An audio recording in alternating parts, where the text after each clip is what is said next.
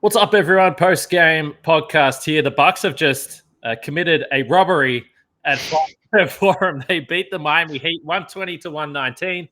And I think more than anything, this felt a little bit like a return to the postseason. We've been just stumbling through this regular season. There's been big games here or there. But this one really from the start, the atmosphere was awesome at Fiserv Forum. And the Bucks pick up an unlikely win, which you could make the case that they might have needed more than Miami as well, particularly in the standings. So there's plenty to talk about. Let's get into it.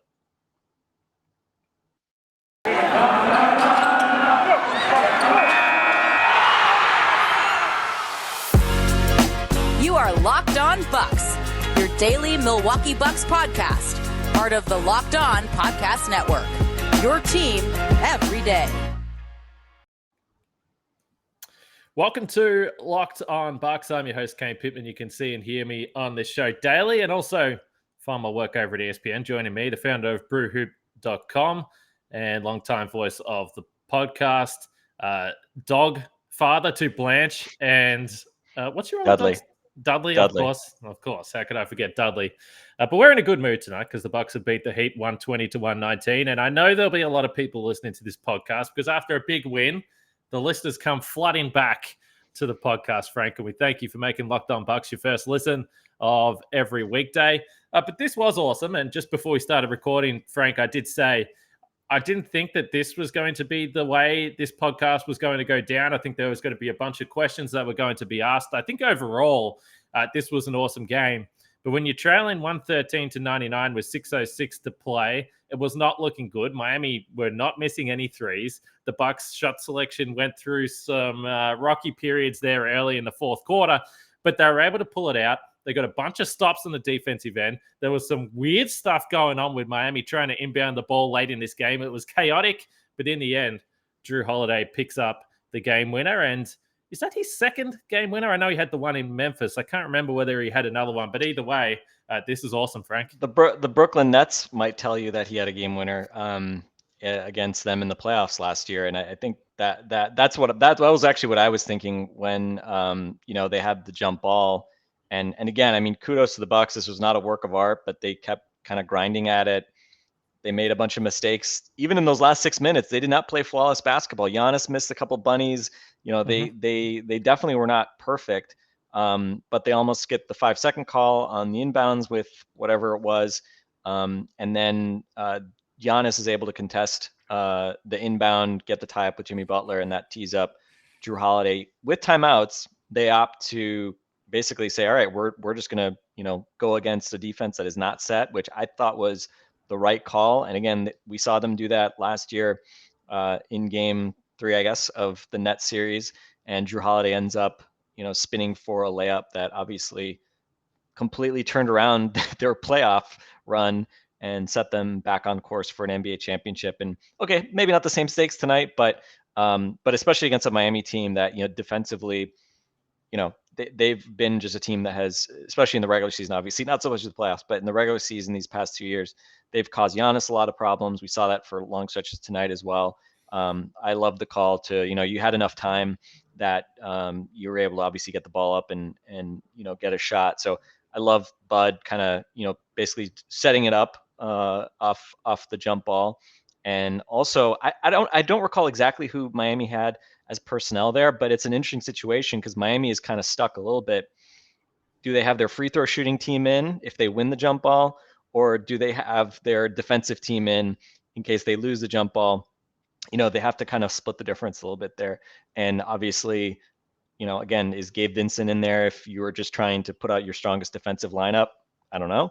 But Jrue Holiday was very happy to see Gabe Vincent in front of him. And obviously credit to him for just, seeing an opening, attacking, again, creating some contact. But hey, sorry, Gabe Vincent, like you're not flopping for an offensive foul in that situation, that scenario that late in the game. And obviously big credit to Jrue for ending that game. And because of the timeout they had to take on the previous almost 5 second, the Heat didn't have a timeout. And I remember thinking, if the Bucks like somehow actually tied this game, I was thinking more of in case they tied it, but if the Bucks were able to tie the game, the Heat are going to be stuck without a timeout to advance the ball. And sure enough, 2 seconds left. Normally you'd be able to advance the ball on a timeout. but without any much timeouts left, they're left to having to have Tyler Hero fling a 60-foot shot, which, as hot as he was tonight, finally he missed a shot. That would have been really the worst loss I can recall in a regular season game if Tyler Hero hits a 60-foot shot.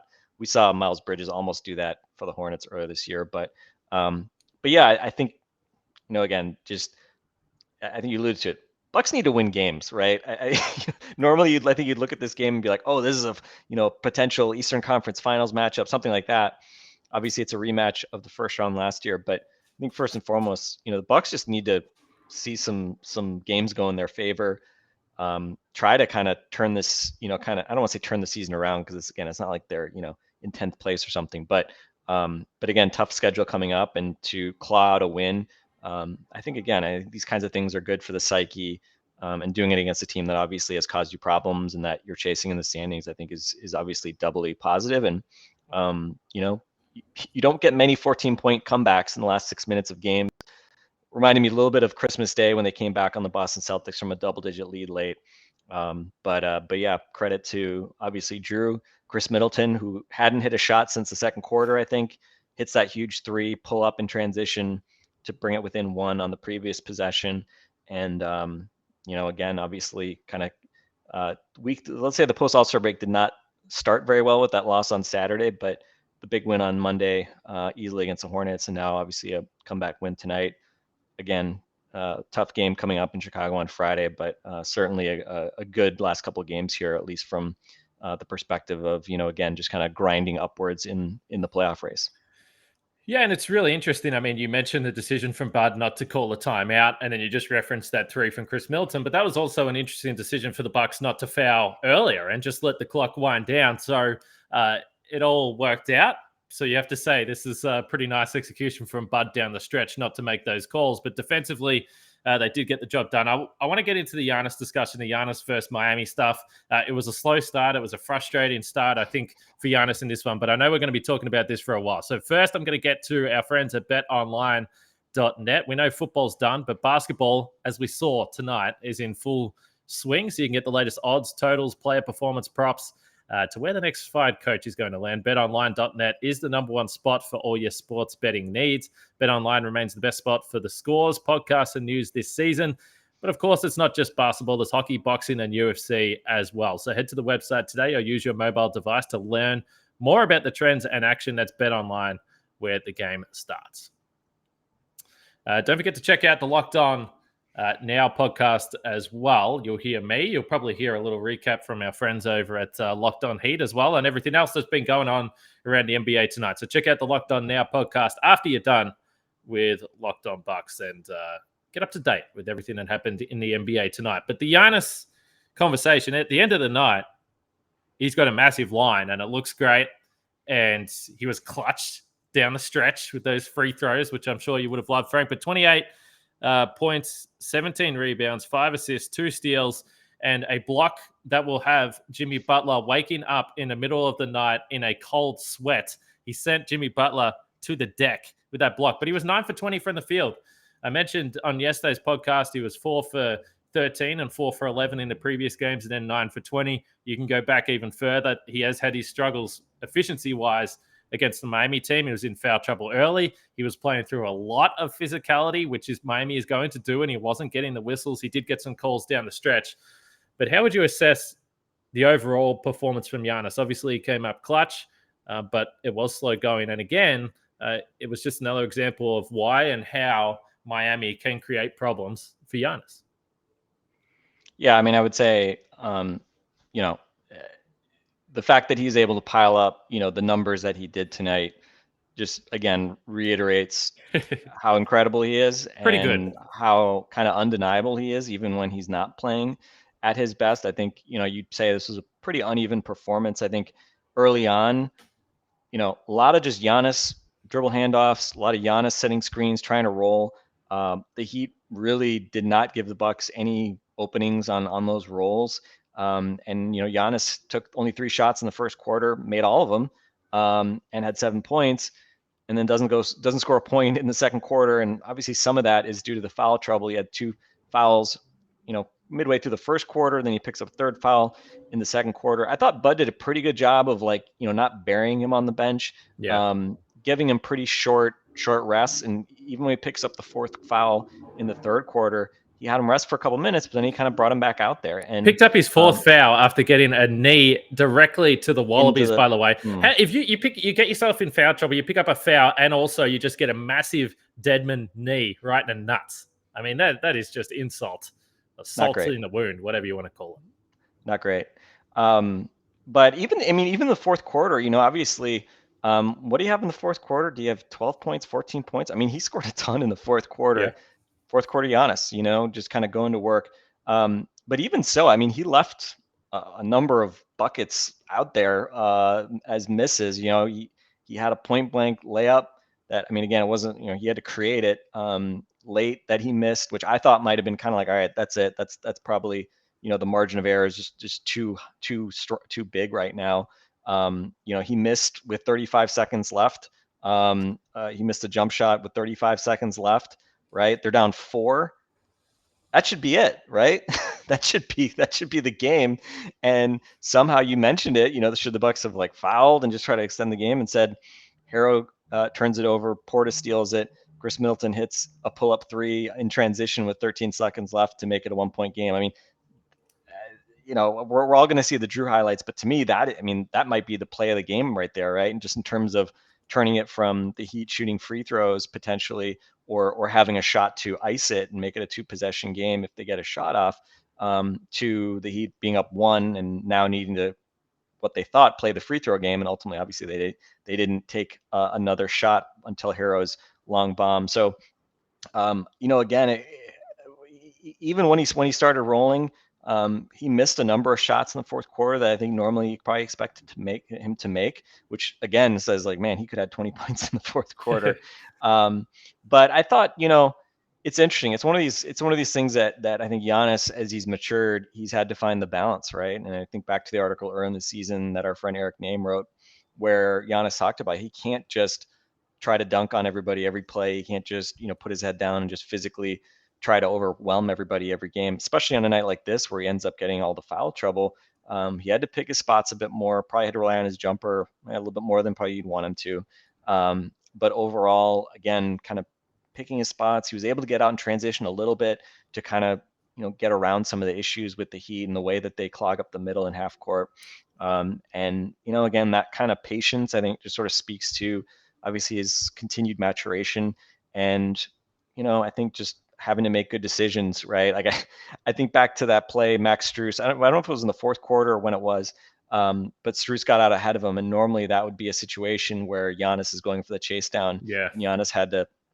You could just tell, and you could just tell in his brain he was like, "Oh God, I want to pack this guy from behind." But again, he couldn't risk the foul at that point in the game, and so But this is what being a superstar means. It means kind of knowing how to pick your spots, knowing when to be super aggressive and looking for a shot versus knowing when you have to probably set up your teammates a little bit more. And that's, I think, what he was doing certainly in that first half a bit more. But then, as he's done so many times this year, obviously in the fourth quarter, they needed somebody to make buckets, and Giannis was obviously out there working really hard, trying to get out in transition, trying to do stuff, and the numbers obviously speak to what he was able to do on a night when, again, even by his standards, the numbers are there, but we know that he can play better than what we saw tonight. So I would certainly say that the Bucks have certainly not solved the Heat's defense and sort of the Heat problem that they have with Giannis in particular. But once again, Chris Middleton, awesome first half, kind of disappeared for long stretches in the second half, but fortunately, this is why you have 3 stars, right? You're able to kind of have guys give and take, and when one guy maybe is fading the back a little bit, you can rely on the other guys to step up. And look at the box, Giannis with his 28, Chris 26, and Jrue Holiday 25. So you're able to kind of get things done, and especially again, big difference between these teams' benches. They bring Herro off the bench. Herro was really good tonight. He's been sneaky inefficient this year. I think he's only at 54% true shooting, but he was great tonight. 30 points on 21 shots. Martin, another 12 points. We've seen what he can do against the Bucks. And Strus had 8 points on 9 shots, and it felt like he had like 15 points on 6 shots or something like that. But just their shooting really put a ton of pressure on the Bucks. And anytime you can beat a team that hits 21 threes against you, you feel like you did a lot of things right, because that's a lot of shooting, negative variance going against you when the other team hits 7 more threes than you. Yeah, it's interesting because I was looking at just some of the numbers in the box score after this game, and I was thinking, okay, well, where was the major advantage for the Bucks? Because they're -7 in 3-point makes, and yeah, like you said, I don't know what the numbers are, but I would imagine when a team hits 20 plus, even though it's more frequent now, it's usually a loss. But it was the free throw line, which is kind of funny because when you thought about this during the game, you were like, man, the Bucks are not getting a great whistle here in the first half, but they end up +15 at the free throw line in attempts, and they were 24 for 27, Frank. And you think back to a couple of nights ago, they would have beat the Nets, make some free throws down the stretch, and you win that game. So that honestly can be the difference. That was the difference in this game. I don't know what the numbers say for Miami. I know overall they've been a top 10 offense for basically the whole season, but when I was talking with Camille yesterday, I said the one thing that just from an outsider that looks at Miami and I say, well, okay, if Jimmy Butler's your best player or Bam Adebayo is your best player down the stretch in the playoffs, I'm not sure what you're going to get offensively. And it was interesting tonight when the Bucks really did clamp it down. And I don't know whether it was the Bucks clamping it down or it's just Miami's half-court offense. You're leaning heavily on, Vincent and Strus, as you said, to knock down these threes. And obviously Robertson and Hero are fine players. They're good players. But Jimmy, I saw this. I know he obviously had a rough night overall. He only had 6 points, 2 for 14 from the field. I think Tim Reynolds. He thought Bryn Forbes was in the building. I think just spooked by the ghosts of Bryn Forbes outscoring him in last year's playoffs. I don't know. I mean, he's clearly a good player, but if you're a Bucks fan and you only watch the Heat when he's playing the Bucks, you're probably thinking this guy is a bricklayer. Because every time he's usually hurt, right? Like in the regular season, you barely ever even see him play, and it never seems to impact the Heat. And then on a night like tonight, obviously, he stunk, and it felt like it's crazy because the Heat could not miss from three. The guards, the role players were great, and no Kyle Lowry tonight. Honestly, didn't really miss him with the shooting that they got from the bench guys. But it felt like last playoffs all over again with the way that Bam as well. Bam hit a couple shots down the stretch that were pretty big, but Bobby Portis and the Bucks were daring him to shoot little mid-range shots. And he didn't want to. He was short-armed. He short-armed a couple really early. It felt a lot like last year when Brook Lopez did the same thing. And again, when Brook Lopez does it, it's because he's trying to protect the rim and whatever. Bobby Portis does it like, and Bam, I think, wised up and realized like he can physically kind of put his shoulder into Bobby and kind of overwhelm him. But they were able to get away with that down the stretch, playing Bobby and not really getting hurt by too much. Like Bam had a couple shots, but you kind of tip your cap type plays. But yeah, Jimmy and Bam, again, the Bucks were just begging them to shoot mid-range jump shots, and we know Butler hasn't shot threes well, the past few years. But again, like. If there's an Achilles heel, I've heard a number of kind of, podcasts recently kind of bring this up. Obviously, I'm not watching the Heat every night, but, people referencing like, hey, if you put tall guys on Jimmy, they can cause him problems because they're going under screens. They don't have to, stay that close to him on the perimeter and go over screens against him because his shooting just hasn't been good enough. And we saw that again tonight where it just didn't felt like he could really impose his will on the game. And just another struggling performance for him that, again, almost didn't matter with the help that the other guys gave them. But I thought that was an interesting kind of juxtaposition of like, Tyler Hero, Gabe Vincent just chucking up threes from all over the place. And then, Bam Adebayo can like barely catch rim on like a wide open 17-footer, right? I mean, just go figure. And that feels like that will be the question for Miami when it comes to the playoffs. There is a little bit of a trade-off there. Clearly, when Kyle Lowry's in the lineup, it changes things a little bit. And you've got another guy that can create and he can knock down threes. And overall, the balance is a little bit better. But yeah, the trade-off is that you put in a guy like Duncan Robertson or Tyler Hero or these guys on the floor that defensively, if you're the Bucks, you look at it and say, okay, well, we would prefer these guys on the floor on that end. We can attack them. You mentioned, obviously, the last play with Jrue Holiday there. I did think to myself when Bam took Portis into the post late and he hit that hook shot. And again, that was another moment where I thought, oh, well, this game's over. But I did think to myself, geez, you would love to have Brook Lopez out there for those possessions. And that's the perfect or even example. Serge Ibaka, right? Like that's Yeah. where kind of like, maybe do you go with Serge? But Bobby's been so good. I get it. Yeah, there's no doubt. The Bucks at times have been going through a rotation with some spare parts out there. Not to say that Bobby Portis is spare parts, but if you do need spare parts for your car, then go to rockauto.com because you can save time and money when using Rock Auto. Why would you choose to spend 30%, 50%, even 100% more for the same parts from a chain store or car dealership? Rock Auto is a family business serving do-it-yourselfers for over 20 years. The prices are reliably low for every customer. The professionals and people like me. So if you need brake parts, tail lamps, motor oil, new carpet, whatever it is, they've got it at Rock Auto. So just go to rockauto.com right now and see all the parts available for your car or truck. Right, locked on in there. How did you hear about us box so they know we sent you? Amazing selection, reliably low prices, all the parts your car will ever need. rockauto.com. So it took me a while to really, for this to become clear in my head today, but I'm watching on League Pass, and one of the good bonuses about League Pass is that you get to see all the in-arena entertainment. So when the Bucks are showing all these Brandon Jennings clips, and there's a lot of Brandon Jennings fanfare on this night, it took me a while to realize that the Bucks decided to do this Brandon Jennings night when the Bucks were playing the Heat, which of course was the team that swept the Bucks. And I thought it was interesting that they would really want to desperately highlight the Bucks getting embarrassed in that first round series, but they went for it. And, Brandon, I mentioned this to Camille yesterday. He's got to be coming back to Milwaukee soon. It's near playoff time. He had the time of his life. I don't know what else he does, honestly. So, the Bucks making the playoffs is good for his brand. And with Brandon Jennings is throwing T-shirts out to the crowd in the third quarter when the Bucks are losing to the Miami Heat and look like they're going to get blown out in the fourth quarter. I thought it was kind of fitting. It felt right. It felt right, Frank. Well, first off, winning a championship means that you never have to say you're sorry. So, That's right. No regrets. And we just got to say it again. I mean, I find it hilarious. It's great. I'm all about it.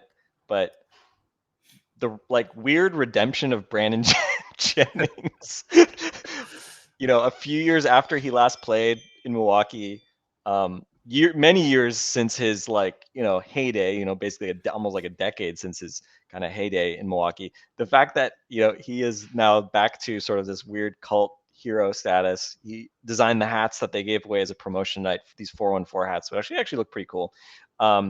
Just remains one of the stranger subplots of the Milwaukee Bucks championship run. So yeah, I don't know. I mean, I was nervous last summer when they decided to bring Brandon to Game 6. It felt like maybe they were jinxing Game 6 of the NBA Finals by having Brandon show up there. It just felt like too much was it's like, oh God, this is going to be so embarrassing if they can't pull this game out. But again, team of destiny, and Brandon Jennings just bringing that little taste of destiny back tonight for a regular season win. So hey, I'll take it. So just one quick note on George Hill as well. Bally Sports, I guess, had the injury report at the start of the game and said George Hill neck surgery. George Hill was on the bench and he looked like he was, moving around as well as he has been in recent weeks. Just to be clear, the official box score and the official injury list that was handed out before the game just said neck soreness. So Twitter was really blowing up about this one, but and understandable why. You remember Brook Lopez had some back soreness for quite a period of time before he had back surgery. So I understand it, but I haven't seen or heard anything to suggest that he had surgery there. Yeah, I think the last we heard, I think it was right before, maybe it was before the Nets game. I think Bud said that they were going to give him, another week before they kind of figure out what's next. Honestly, the most encouraging thing, Eric Name posted a video, I think it was late last week, of George taking part in some drills with assistants and players after practice. And it was basically like, assistant coach hands it off and you simulate a little pick and roll pull-up jump shot. So again, it's not like, we saw George, going 5-on-5, but again, if he was, in horrendous pain, then you assume he probably wouldn't be doing much of anything like that. So yes, we have not seen George Hill in a neck brace. We hope that again, his return is near. But again, that obviously just means that Javon Carter in particular and DeAndre Bembry and some of these guys that otherwise might not get much run are going to continue to have to be leaned on, maybe a little bit more than you expect. And again, you just look at the Bucks kind of bench. Bembry took one shot, didn't score, -15 in 11 minutes. An open By the layup. way, the shot he missed, was it Strus or somebody jumped up and like landed on him basically? It should have been a foul. I don't know why it wasn't a foul call. It seemed like a play where like the ref almost wanted to like let them see if he made the shot, Yeah. but then didn't call the foul when he missed. Carter 1 for 2, hit a 3, -10 in 12 minutes. Didn't really seem to bother Harrow that much. I was kind of curious. I was hoping that maybe he would really kind of give Harrow some annoyance, because Harrow's basically has to play as a point guard for decent stretches, just given that especially that Lowry is out. But didn't really seem to bother Harrow all that much. So once again, Bucks kind of with a very let's just say minuscule contribution from the bench tonight. And again, talk about bench guys. Wes Matthews just 1 for 6, 5 points, but plus 12 in 28 minutes. And again, he was part of that closing group. And honestly, like I think the thing that probably impressed me most with the Bucks was the fact that they go down, I think it was 11 quickly to start the third quarter. Gabe Vincent hits those 3-3-pointers, and it's just like, oh my god, here we go. Some of them were tough. Yes, some of those were very tough. And then again, early in the fourth quarter, they give up 3-pointers to I think it was like, I don't know if it was Strus and Harrow and whatever. It's like basically like pick your poison, right? It was like whichever random guard that you hadn't heard of a few years ago was in the game, is hitting threes, and it's just like, man, this game is just they just cannot get back in this game.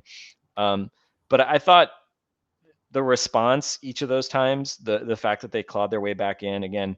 I think Wes actually hit his one shot that he hit was a 3 I think that put them up like 80-79 or something late in the third. So I think the encouraging thing is the responses that they had to that, and the fact that the response on the defensive end I thought was encouraging. And I thought the Heat were very patient. They kind of ran their stuff, but the Bucks made it hard on them, and we saw, I think, at least a couple 24-second violations tonight. We saw Vincent, I think, hit the side of the backboard on a corner 3 at one point late in the fourth quarter when the Bucks were kind of D'ing up. So I think that's probably one of the more encouraging signs, because again, you look at kind of the last week and the game before the All-Star break against Philly. Obviously, the execution down the stretch is, was sort of the most frustrating part. But I mean, I looked it up. We were talking about it on DM the other day. I mean, in clutch situations this year, the Bucks have been they were like +6. I mean, they haven't been like bad. They've been like okay in clutch situations. It's really just the fact that overall, I think just you expect that they're going to figure that out to an extent, just given the talent they have. But the defense again, right? I mean, I think you just want to see the defense be able to maybe you're not going to play 48 minutes of brilliant 2 years ago Bucks defense, or maybe you're not going to be able to get the playoff defense we saw from the Bucks last playoffs every night in the regular season. But can you lock down, and can you go with a group that is going to bring the requisite energy and physicality to make life difficult on the opponents and make them actually hit some tough shots? And I thought that was, probably the encouraging thing about the fourth quarter, and to an extent too in the kind of middle part of the third quarter when they went down, is that they were at least able to, I think, get into more of a defensive mindset. And obviously the guys you're bringing off the bench right now, Wara played 5 minutes and just in the first half, but second half, I mean, Ibaka, Carter, West, and Bembry, all those guys are in there. They're not in there to score. They're all in there to, make their presence felt defensively and make life a little harder on the opponents. And, again, I thought obviously that was something that they were able to do. But again, not a great night statistically defensively. Give up 21 threes, you're probably not going to feel too good about your defense. But 43% shooting on twos from the Heat. And that obviously was critical, because if the Heat, if the Bucks don't make life pretty difficult on the Heat and force them into some tough shots inside the arc, you're not winning games when you're minus 21 points from the 3-point line, right? They hit 7 more threes in the Bucks. So hopefully some signs of life defensively. And certainly interesting that we're seeing Wes be kind of the, again, as we talk about who's the sort of fifth starter, interesting to see Wes be that guy. Again, we'll see we'll see who that is when the Bucks get healthier, but hey, they need all these guys to step up right now. And obviously, grinding out a win like this against, the team that's been at the top of the East for long stretches this season, that's always a good thing.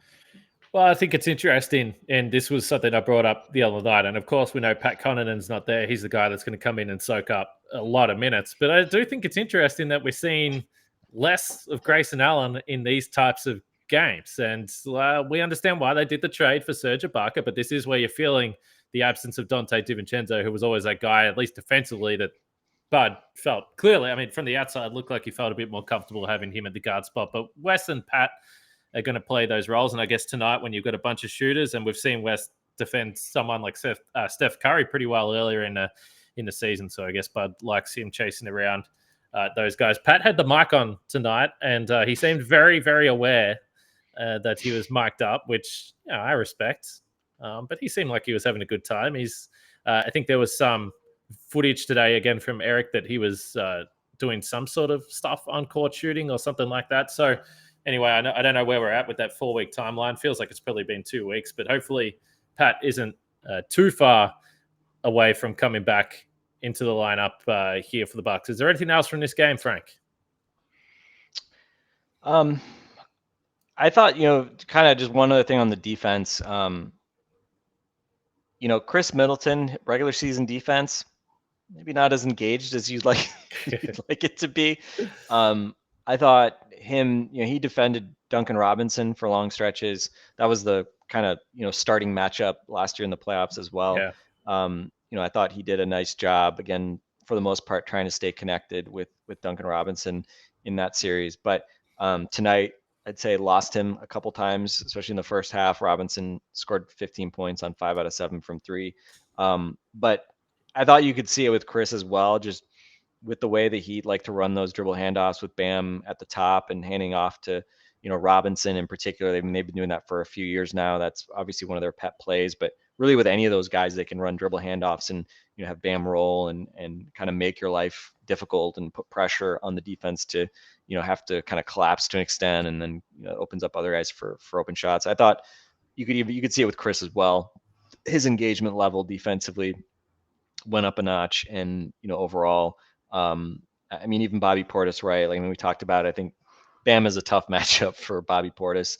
I think Bam, when he really kind of tries to overpower Bobby, and he can do this to Giannis. I mean, we've seen Bam when he really tries to go to the basket. I mean, he can overpower Giannis at times as well. But give Bobby credit.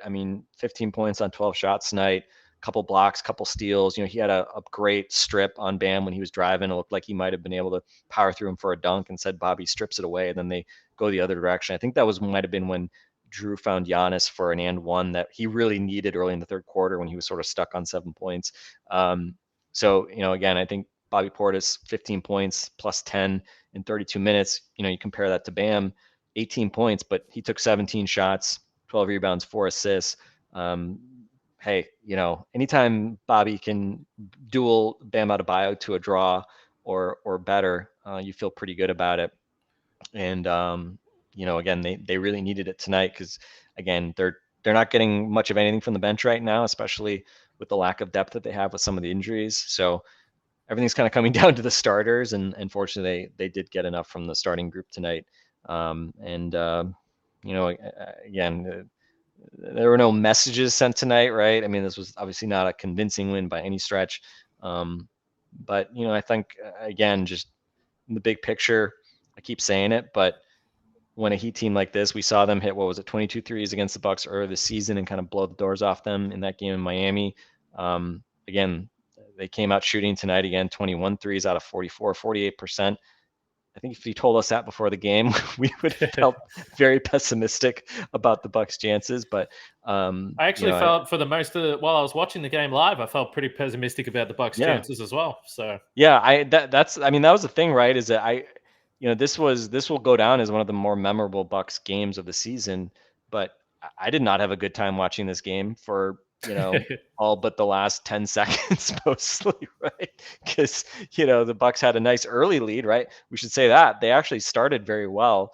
But then in the second quarter, they were up 41-31 when they go up a 10-0 run right back. And that just kind of felt like how this game was. One team would make a run and then the other team would reel them in. Third quarter, it's the Heat going on that run, hitting a bunch of threes, and you think, oh, here we go again, third quarter Bucks. But fortunately, they were able to kind of stem the bleeding a little bit. Only outscored by 2 in the third quarter, and go to the final period down, I think 4 or something. So they had a chance, but again, I think then Miami comes out and hits a few threes, right? And you're down 14 with 6 minutes left. So, I think stuff kind of does matter a little bit, especially when the team hasn't been playing well. I think, just having these games where you come back probably isn't bad, just from, a short-term memory perspective, like knowing that this group, we can be down a bunch to even the Heat. And if we really get in on them, get into them defensively and play our game offensively, we can still win these types of games. So hopefully the next time, hopefully these teams will meet at some point again, not in the first round. I'll say that. I hope that they don't have to play the Heat in the first round. But at some point, we'll see these teams again, perhaps this year, and hopefully the Bucks will be a little bit sharper and a little bit healthier. But for now, just good to put another W on the board. Yep, the Bucks will see the Heat again, no doubt. But I'm sure you'll also listen to your boy Q again, and you can do that alongside Lee Sterling on the Locked On Bets podcast. Check that out. But the Bucks now, they are a game and a half clear, so they're in fourth. So they're a game and a half clear of the Cavs, who are really starting to scuffle a little bit, and the Boston Celtics there as well. I saw Jaylen Brown hurt his ankle. I don't think he's playing their next game, but I think overall he's fine. And the Bucks have the Bulls next, so we spoke about this really difficult stretch that they've got. I believe that's a national televised game on Friday night in Chicago. We know the Bucks really, well, the Bulls for the most part, honestly, have really struggled against the top teams. So this will be interesting to see how this game goes. And then, by the way, they have the Phoenix Suns, and health and safety protocols apparently is a thing in the NBA still. Devin Booker. So I don't know whether he's going to be available for that game, which obviously, again, it's fun to watch those teams go at it. But for the sake of the Bucks winning games and their standings, I think they, hopefully Devin Booker is healthy. But I think the Bucks would take that matchup without Booker. But we'll see what happens there. But either way, we should have some fun games coming up. Yeah, I mean, I kind of thought coming into this game, if you took 2 out of 3, like sort of after Monday, I was thinking, if you can take 2 out of 3, given the teams they're having to go up against, you probably feel pretty good about it. Now that you've banked this win, again, kind of a stolen win, but you still banked it. And now you've got the Friday game in Chicago and then the Sunday game against Phoenix, knowing that, I think the NBA's lowered the sort of mandatory, mandatory days missed from 10 to 6 on a COVID positive test. But again, that game is going to be soon enough that wouldn't fall under that requirement. I think it may still be possible that Booker, don't quote me on this, I think Booker, if he tested, I think 2 negative tests, he may still be able to come back. I don't know, but certainly all signs point to him likely missing that game this weekend. And obviously, they were already going to miss Chris Paul. They're such a well-coached team, well-oiled machine. I don't think he'd put anything past them. And I also wouldn't put it past the Bucks to lose against any team that might be missing guys on Sunday. But yeah, I mean, obviously you obviously hope that Friday night in Chicago, you can take care of business against a Bulls team that, you've beaten once, didn't really play well against that first time. But Zach LaVine is ailing with his knee problem. He's continuing to play, but it sounds like that's not going to be better until they figure out a treatment options this summer. And they're still missing, a number of guys, including obviously Alex Caruso, Patrick Williams, and Lonzo Ball. So kind of the key point of attack defenders that early success of their defense was based on. Those guys are still out. So obviously, if you're the Bucks, you're looking at Friday and you're seeing a team that you hope you can really attack on the offensive end, and then you just hope that DeMar DeRozan, doesn't score 40 points on all 19-foot jumpers like he has seemingly been doing almost every game, although he struggled in the last game. So, yeah, I think certainly the way things are breaking here, again, opportunity knocks for the Bucks. The East is still very tight. They have, even with the tough schedule, they have a chance here to reel off some wins against some pretty good teams. And now it's just a matter of like going out and doing it. And again, just the consistency from the Bucks this year, you just kind of can't count on anything. But I don't know. Maybe this time will be different. Maybe this time will be different, Kane. Does it work for them? No, it never does. But maybe it might work for us. And by the way, nobody is looking forward to this trip to Chicago more than Grayson Allen. I'm sure he's going to get a lovely, warm reception from the United Center crowd. So, well, if this was Ben Simmons, he would just say that he needs to recondition himself, right? He's got a sore back. We all deal with a bit of back soreness from time to time. Right? There is no. Okay, first off, let me say this. I won't ever like question when guys are saying there's like a mental health issue, something like that, like whatever. I don't even know if that's really what they're saying. I don't think they're actually saying that anymore at this point. I think now that he's on the Nets, I think it's purely a conditioning back, something else type of thing. But to me, this just stinks of like, he's literally going to miss 2+ weeks of basketball because he's afraid to play in Philly. That is my hypothesis. I'm going to set up my table in the park and put the sign up.